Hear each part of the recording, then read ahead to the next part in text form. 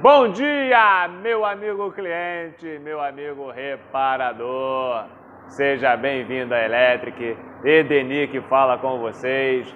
Meus amigos reparadores, a Automec chegou. Dia 27 a gente vai estar lá, hein? Todo mundo vai estar lá. Tá bom, cala a boca aí. Vamos lá. Peugeot 3008 do nosso amigo e cliente, Guilherme. Guilherme veio aqui, fazendo esse carro tá fazendo um barulho e o carro tá muito mole na dianteira. Eu falei, cara, amortecedor, verifiquei umas peças na suspensão também que tem que ser substituídas, mas o barulho principal, pessoal, vem do amortecedor. Vou mostrar para vocês como está o amortecedor, cara. Vamos lá atrás.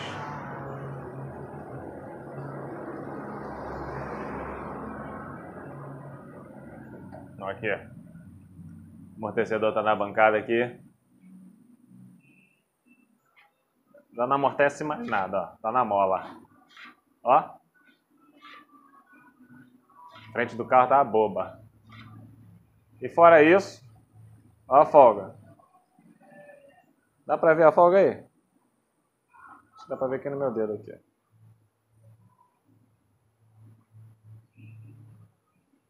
E essa folga aqui no carro faz um barulho ensurdecedor. Nosso amigo Guilherme está vendendo o carro, mas não, antes de vender eu tenho que trocar isso aí, não vou vender o carro assim. Então estamos substituindo, daqui a pouco vai estar pronto.